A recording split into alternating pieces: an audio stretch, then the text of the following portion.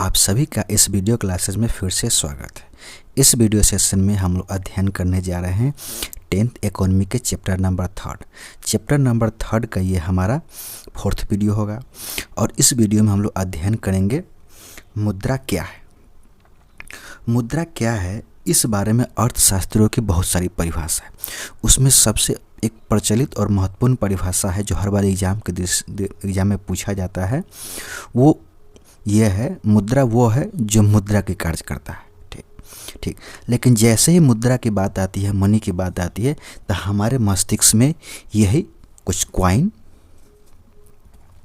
और इस प्रकार से एक कुछ नोट्स हमारे मस्तिष्क में आता है। इससे जैसे मुद्रा की बात करते तो हमारे मस्तिष्क में इन सभी का इमेज बनना स्टार्ट हो जाता है। चलिए, तो इसके बाद अब हम लोग देखते हैं जो बुक में मुद्रा को किस प्रकार से डिफाइन किया गया, उसको समझने के प्रयास करते हैं। ठीक, अब करा व्यवहारिक जीवन में हमारे यानी हमारे दैनिक जीवन में हर एक क्षण हमें मुद्रा का प्रयोग करना पड़ता है। यानी मुद्रा के बिना हमारा कोई भी काम क्या होता है, नहीं हो पाता है।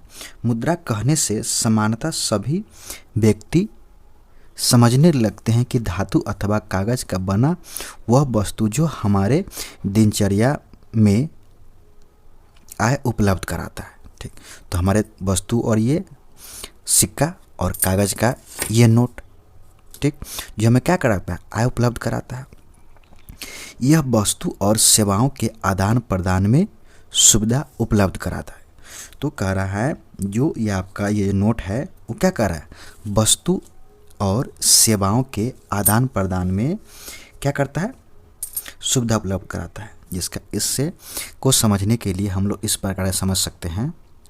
मान लेते हैं आपको एक पेंसिल चाहिए या मुझे क्या चाहिए, पेंसिल चाहिए।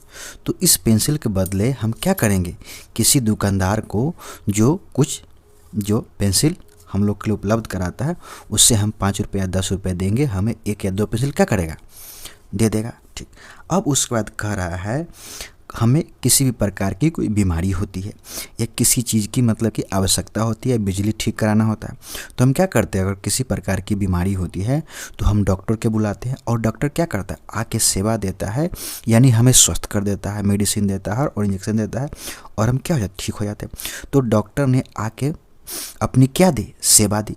तो उस सेवा के बदले हम क्या करते, उसको डॉक्टर साहब को कुछ मुद्रा दे देते, यानी पैसे दे देते। तो वही कह रहा है जो मुद्रा जो है क्या है,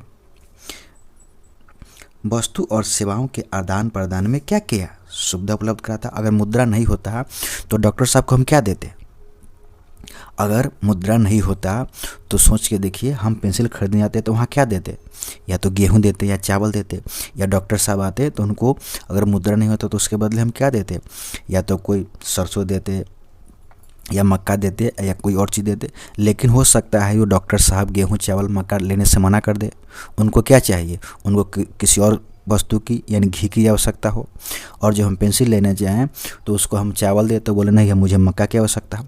तो इस प्रकार से अगर मुद्रा नहीं होता तो हमारा वस्तु और सेवा के लेन देन में कितनी समस्या होती, बहुत सारी समस्या आ जाती। ठीक, तो मुद्रा के अर्थ को समझने के लिए हमें अपने दैनिक जीवन के उन कार्यों को देखना होगा जिसका संपादन हम देश अथवा विदेशों में वस्तु और सेवाओं के क्रय विक्रय के माध्यम के रूप में करते हैं।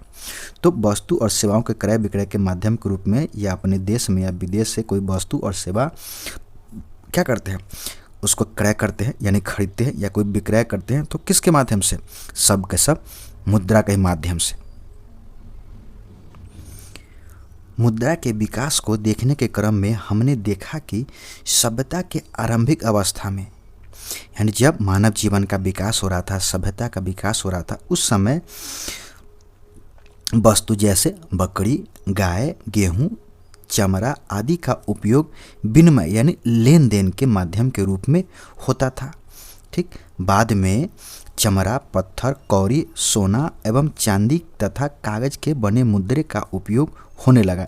यानी शुरुआती समय में सभ्यता विकसित हो रहा था, मानव विकसित हो रहा था, उस समय विनिमय यानी क्या कर रहा है, व्यापार, विनिमय में किसका, विनिमय में यानी व्यापार में यानी लेन देन में बकरी, गाय, गेहूँ, चमड़ा आदि का उपयोग हो रहा था। फिर बाद में चमड़ा, पत्थर, कौड़ी अथवा सोने का उपयोग होने लगा।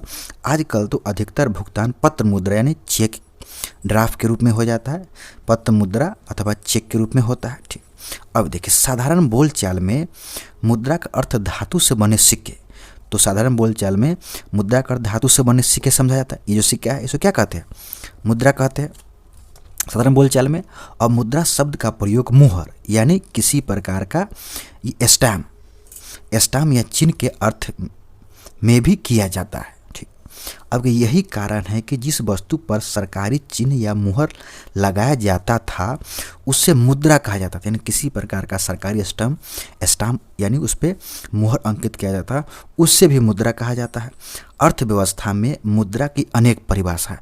तो वही कह रहा, अर्थव्यवस्था में अर्थशास्त्रियों द्वारा मुद्रा की अनेक परिभाषा दी गई है, जिसकी हम पहले भी बात कर चुके हैं। देखें, अब कुछ परिभाषा संकुचित है तो कुछ भाषा विस्तृत है तथा कुछ परिभाषाएं अन्य बातों पर आधारित है।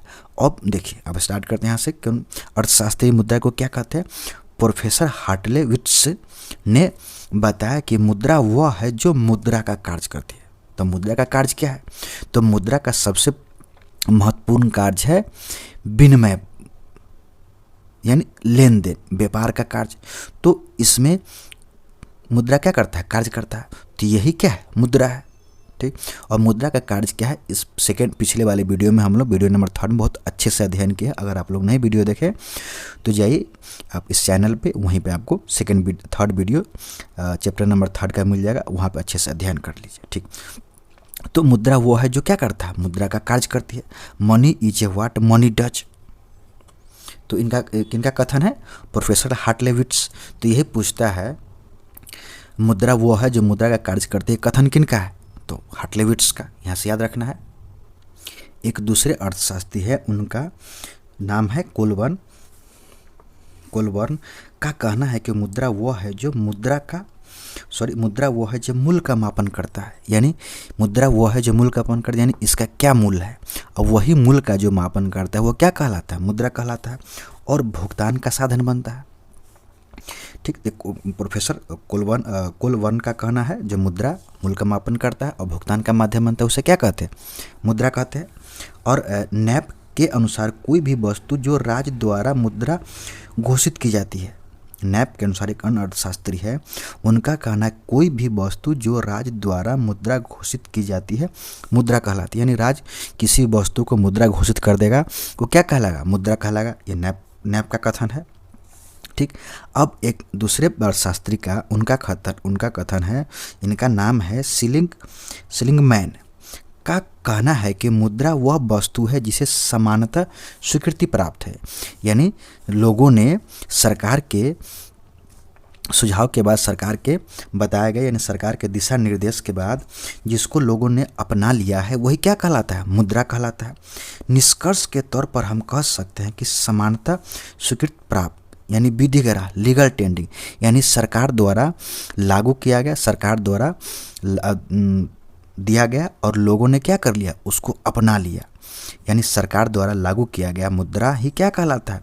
विधिग्राह यानी लीगल टेंडर एवं स्वतंत्र रूप से प्रचलित कोई भी वस्तु जो विनिमय का माध्यम, मूल्य के समान मापक, ऋण के भुगतान का मानदंड तथा संचय के साधन के रूप में कार्य करता है, मुद्रा कहलाती। ठीक, क्लियर है?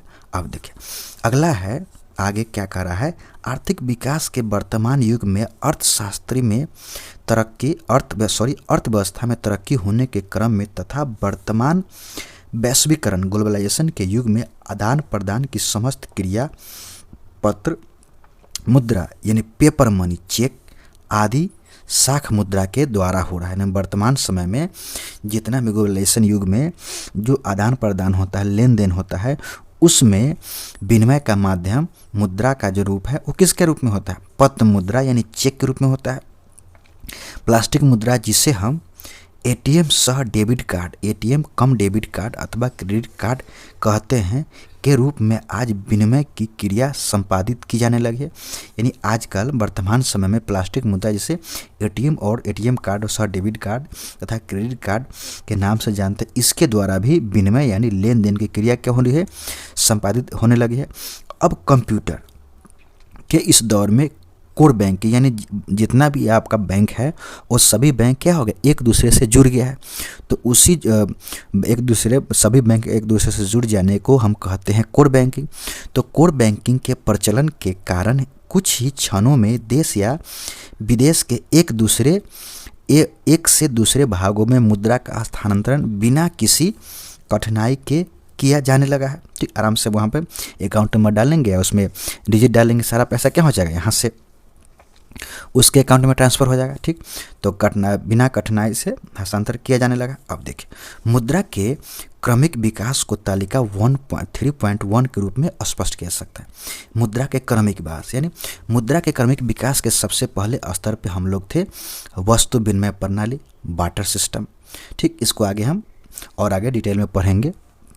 उसके बाद क्या आया, वस्तु मुद्रा, उसके बाद आया धात्विक मुद्रा, फिर सिक्के, पत्र मुद्रा और शाख मुद्रा। सबको बारी बारी से हम लोग आगे डिटेल में इसका अध्ययन करते हैं। देखिए सबसे पहले है यानी मुद्रा के विकास में सबसे पहला स्तर था, पहला कदम था वस्तु विनिमय प्रणाली, इसे कहते हैं बार्टर सिस्टम। इनमें वस्तु का वस्तु से लेन देन होता था। यानी मुझे क्या चाहिए, गेहूँ चाहिए तो हम किसी से क्या कर लेंगे, गेहूँ ले लेंगे। अगर उसको चावल चाहिए तो मेरे पास चावल अधिक है तो उसे क्या कहेंगे, मुझसे चावल दे देंगे। तो एक वस्तु उससे दिए, एक वस्तु हम उससे ले लिए, तो यही कहलाता है वस्तु से वस्तु का लेन देन। देख दूसरा है वस्तु मुद्रा, कमोडिटी मनी। प्रारंभिक काल में किसी एक वस्तु को मुद्रा के कार्य संपादन करने हेतु चुन लिया जाता था। यानी प्रारंभिक समय में यानी जब हमारी सभ्यता विकसित हो रही थी उस समय किसी एक वस्तु को मुद्रा के कार्य संपन्न करने के लिए चुन लिया जाता था। जैसे शिकारी यानी हंटिंग युग में, हंटिंग एज में खाल यानी चमड़ा या चमड़ा। देखिए तो कह रहा है इस युग में यानी शिकारी युग में खाल या चमड़ा को किसके बनाया जाता था, मुद्रा के रूप में। यानी आपको कोई भी वस्तु लेना है, यानी आपको किसी प्रकार का दूसरा वस्तु लेना है तो आप क्या कीजिए, मुझे खाल या चमड़ा ला के दीजिए, हम वो वस्तु क्या कर देंगे, आपको दे देंगे। ठीक, अब कह रहा है पशुपालन युग में कोई पशु जैसे गाय या बकरी, जैसे मान लीजिए आपको कोई दूसरा वस्तु चाहिए तो आप मुझे इतनी गाय या इतनी बकरी ला के दीजिए, हम आपको वो वस्तु क्या कर देंगे, उपलब्ध करा देंगे। ठीक, उसी प्रकार का कह रहा है कृषि युग में कोई अनाज जैसे कपास या गेहूँ ला के दीजिए, इसके बदले आपकी जो भी दूसरी वस्तु चाहिए उसे हम क्या कर देंगे, उपलब्ध करा देंगे। तो यही क्या है वस्तु मुद्रा। यानी शिकारी युग में खाल को, पशुपालन युग में गाय और बकरी को, कृषि युग में कपास और गेहूं को मुद्रा का कार्य करने के लिए चुन लिया गया तथा इन्हें मुद्रा के रूप में प्रयोग किया जाने लगा। जो आप इतना खाल ला के दीजिए तो उसके बदले, या चमड़ा ला के दीजिए उसके बदले हम उसकी दूसरी वस्तु दे देंगे, गाय या बकरी ला के दीजिए हम दूसरी वस्तु दे देंगे, कपास या गेहूँ ला के दीजिए उसके बदले कोई दूसरी वस्तु दे देंगे। तो इन सभी का किसके रूप में, मुद्रा के रूप में प्रयोग किया जाने लगा। ठीक, अब उसके आगे अब इससे आगे विकसित होकर हम लोग पहुँचे धात्विक मुद्रा, यानी ये मेटेलिक मनी। तो धात्विक मुद्रा का भारत में सबसे पहले प्रयोग जो साक्ष्य मिलता है आधुनिक युग में मोहम्मद बिन तुगलक का। ठीक, अब कह रहा है वस्तु मुद्रा द्वारा विनिमय करने में अनेक कठिनाई का सामना करना पड़ता था। यानी मान लीजिए किसी से कोई वस्तु लेना है, उसके बदले में क्या करा, गाय लेना है, तो गाय की जितनी कीमत हो सकती उतनी कीमत में वो वस्तु नहीं दे पाया, तो क्या करेंगे, उसके बदले में गाय के आधा भाग हम थोड़ी देंगे। ठीक, गाय देंगे तो पूरा देंगे। तो वही कह रहा है लेन देन में क्या होती थी, इस प्रकार की समस्या होती थी। अब वस्तु का प्रयोग मुद्रा के रूप में, अब धातुओं का प्रयोग मुद्रा के रूप में होने लगा।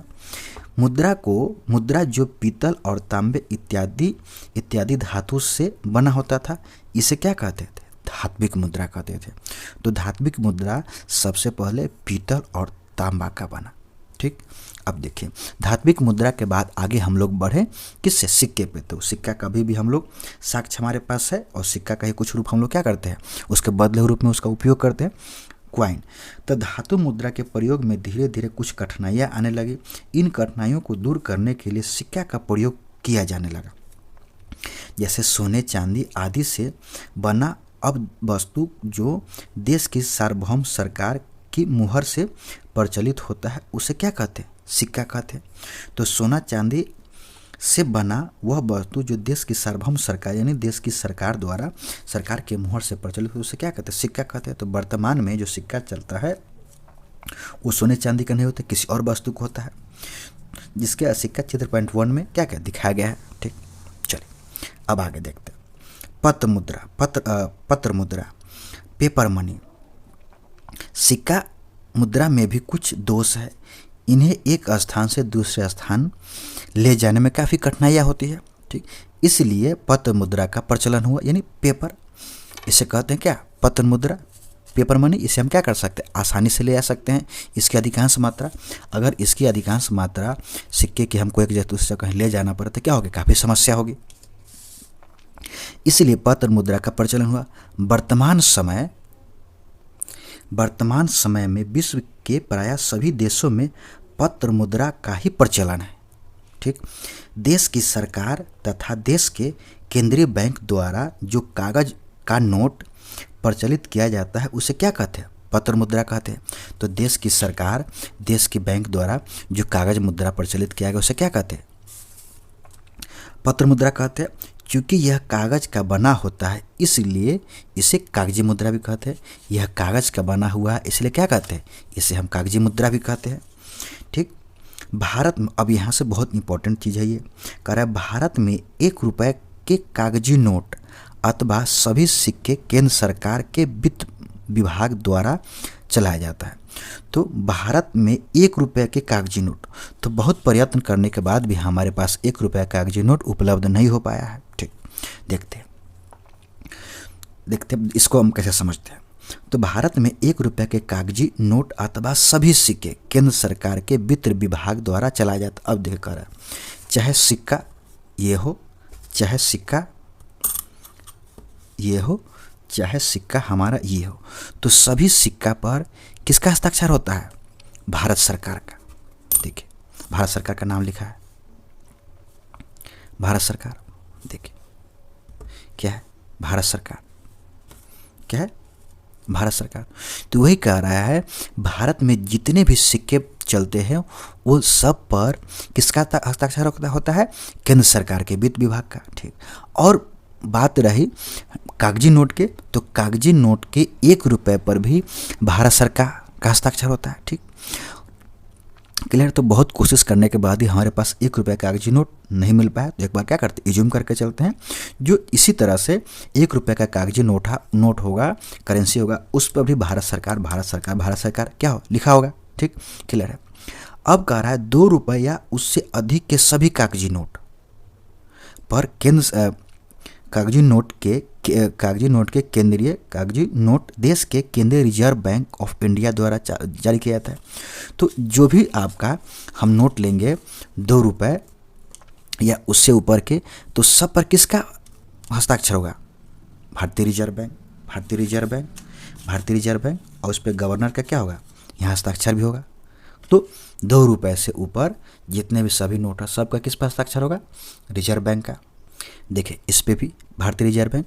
तो जितने भी कागजी नोट है 2 रुपये और उससे ऊपर के सब पे क्या होगा, भारतीय रिजर्व बैंक, RBI। ठीक, क्लियर है। और 1 रुपये या 1 रुपये के नोट और सभी कागज पर किसका हस्ताक्षर होगा, भारत सरकार का। ठीक, क्लियर है यहाँ तक।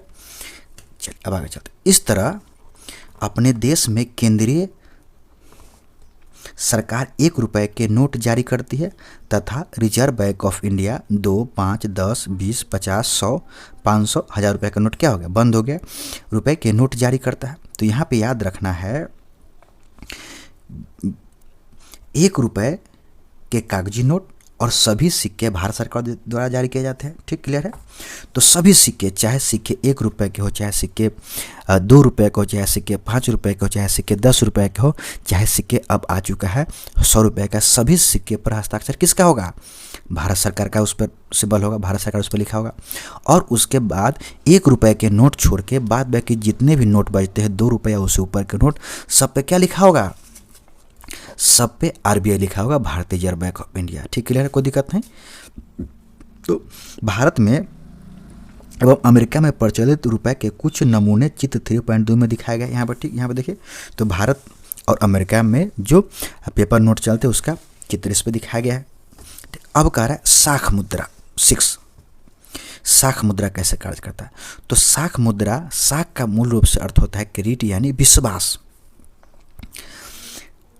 कह रहा है आर्थिक विकास के साथ साथ साख मुद्रा का भी प्रयोग ठीक है, साख मुद्रा का भी उपयोग होने लगा। आधुनिक समय में चेक, हुंडी आदि विभिन्न प्रकार के साख पत्र मुद्रा का कार्य करने लगे। साख पत्र मुद्रा का कार्य करते हैं, इनको साख मुद्रा कहा जाता है। कैसे? अंतर्राष्ट्रीय लेन देन अधिकांश रूप से साख मुद्रा द्वारा ही क्या होता है। देश के आंतरिक व्यापार में भी धातु या पत्र मुद्रा की अपेक्षा चेक अथवा हुंडी आदि साख पत्रों का अधिक उपयोग होता है। ठीक, अब इससे भी आगे हम लोग बढ़ गए हैं क्या चीज़ पे? प्लास्टिक मनी पे, यानी ATM कार्ड, क्रेडिट कार्ड पे। अब उसे देखते हैं।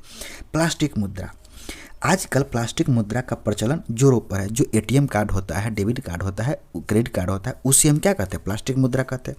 प्लास्टिक मुद्रा में ATM सह डेबिट कार्ड अथवा क्रेडिट कार्ड प्रसिद्ध है। तो ATM कार्ड जो हम लोग यूज करता है, बैंक के द्वारा जो हम लोग को ATM कार्ड दिया जाता है, उसे क्या कहते हैं? ATM सह डेबिट कार्ड। अब ATM कम डेबिट कार्ड, आर्थिक विकास के इस दौर में बैंकिंग संस्थाओं द्वारा प्लास्टिक के एक टुकड़े को भी मुद्रा के रूप में प्रयोग किया जाने लगा है। प्लास्टिक के मुद्रा का एक रूप ATM है। ठीक, ATM का अर्थ है स्वचालित टेलर मशीन। तो कभी कभी पूछ लेता है जो ATM का फुल फॉर्म क्या है, तो उससे वहाँ पर लिखा जाता है ऑटोमेटिक टेलर मशीन या स्वचालित टेलर मशीन, को भी होगा, उसका आंसर हम लोग दे देंगे। यह मशीन 24 घंटे रुपए निकालने तथा जमा करने की सेवा प्रदान कराता है। भारत में सभी बड़े बड़े व्यावसायिक बैंक जैसे state bank, Allahabad bank, ICICI bank आदि द्वारा यह सुविधा अपने ग्राहकों को उपलब्ध कराती है। किसका सुविधा? ATM का सुविधा। अब निम्न चित्र 3.4 में स्टेट बैंक ऑफ इंडिया के ATM केंद्र का दिखाया गया। ATM केंद्र के बाहर लोग कुछ खड़े हैं, कुछ पैसे निकाल रहे हैं, कुछ खड़े हैं, कुछ पैसे निकाल रहे हैं ATM पे। अब कह रहा है उपरोक्त चित्र में हमने ATM केंद्र को देखा। अब ATM से रुपए निकालने के लिए ATM कम डेबिट कार्ड होना चाहिए। ये जो आगे उसका चित्र भी होगा, ATM कम डेबिट कार्ड को चित्र 3.4 में दिखाया गया है। यही क्या है? ATM कार्ड है। ठीक, क्लियर है। अब देखिए उपरोक्त चित्र 3.4 में ATM कार्ड को देखा। ATM कार्ड मिलने के बाद एक गुप्त पिन नंबर होता है। ठीक, पिन नंबर होता है जिसकी सहायता से ATM कार्ड को ATM मशीन में डालने के बाद रुपए निकाला जा सकता है। ठीक, ATM मशीन से रुपए कैसे निकाला जाता है, इसे चित्र 3.5 में दिखाया गया है। ठीक, अब देखिए, अब आगे हम लोग को देखना है क्रेडिट कार्ड। तो क्रेडिट कार्ड भी प्लास्टिक मुद्रा का एक रूप है। विश्व में प्रचलित क्रेडिट कार्ड क्या था? Visa, master, American express way आदि प्रसिद्ध है। तो visa, master card, American express, ये सब बाबू है आपका क्रेडिट कार्ड या ATM कार्ड प्रोवाइड कराने वाली कंपनी का नाम है ये सब। तो क्रेडिट कार्ड के अंतर्गत ग्राहक की वित्तीय स्थिति को देखते हुए बैंक उसकी साख की एक राशि निर्धारित कर देती है, जिसके अंतर्गत वो अपने क्रेडिट कार्ड के माध्यम से निर्धारित राशि के अंदर वस्तु और सेवाओं की खरीद बिक्री करता है। जैसे कह रहा है हमारे पास एक क्या होता है, जैसे अकाउंट खुलवाते हैं तो एक ATM कार्ड प्रोवाइड कराया जाता है। तो उस एटीएम कार्ड में, उस एटीएम कार्ड के माध्यम से हमारे अकाउंट में जितने पैसे होते हैं ना, उसी पैसे का हम क्या कर सकते हैं, एटीएम कार्ड से उसको कैश में निकाल सकते हैं या कहीं भी दुकान पे जाके उस एटीएम कार्ड से कुछ वस्तु की खरीदारी कर सकते हैं। यानी हमारे अकाउंट में जितने पैसे होते उतने ही मूल्य के, ठीक। लेकिन एक क्रेडिट कार्ड जो होता है, हम अपने अकाउंट से जितना लेन देन करते हैं उसी के अनुसार एक बैंक मानदंड तैयार करती है और इसमें एक निर्धारण राशि निर्धारित कर देती है। जो आप एक बार क्रेडिट कार्ड से 20, 10, 50, 60, 70, 80, 90 लाख या उससे ऊपर या 5 लाख रुपए तक का आप शॉपिंग कर सकते हैं, भले आपके अकाउंट में पैसे हो या नहीं हो या बहुत कम हो, ठीक। लेकिन ये पैसे जो आप शॉपिंग करते हैं, इसका राशि आपको निर्धारित समय सीमा के अंदर एक क्या होता है, एक इंटरेस्ट के साथ चुकता कर देना है, ठीक। तो इंटरेस्ट के साथ क्या कर दें, आप चुकता कर देंगे, फिर आपको अगला, फिर आगे जब चुकता कर देंगे तो फिर आगे उस क्रेडिट कार्ड का क्या कर सकते, इस्तेमाल कर सकते हैं। तो क्रेडिट कार्ड और डेबिट कार्ड में मूल अर्थ यही हुआ, जो डेबिट कार्ड या एटीएम सह डेबिट कार्ड में एटीएम सह डेबिट कार्ड से हम पैसे का उपयोग उतना ही मात्रा में कर सकते हैं जितनी मात्रा में हमारे अकाउंट में पैसा क्या है, उपलब्ध है, ठीक। लेकिन क्रेडिट कार्ड के माध्यम से हमारे अकाउंट में अगर पैसे कम भी है तो उससे ज़्यादा, यानी जो लिमिटेशन हमारी क्रेडिट कार्ड की है उतनी लिमिटेशन तक हम क्या कर सकते हैं, उस क्रेडिट कार्ड से हम शॉपिंग कर सकते हैं किसी भी शॉपिंग मशीन में, कहीं भी मॉल में, कहीं भी दुकान में, ठीक। तो मूल अंतर यही है, जो हमारे पैसे हैं उसी का उपयोग करेंगे डेबिट कार्ड में और एटीएम में। और क्रेडिट कार्ड में हमारे अकाउंट में पैसे कम भी है तब पर भी हम जितना बैंक ने हमारी सीमा तय की उस सीमा तक क्या कर सकते हैं, हम उसका उपयोग कर सकते हैं, ठीक है। क्लियर। इस वीडियो को हम लोग यहीं समाप्त करते हैं। अगर वीडियो अच्छा लगे तो वीडियो को लाइक कीजिए, चैनल को सब्सक्राइब कीजिए, अपने दोस्तों में शेयर कीजिए, ठीक है। Thank you for watching. फिर मिलते हैं हम लोग अगले वीडियो में, मुद्रा का आर्थिक महत्व, ठीक। Thank you for watching.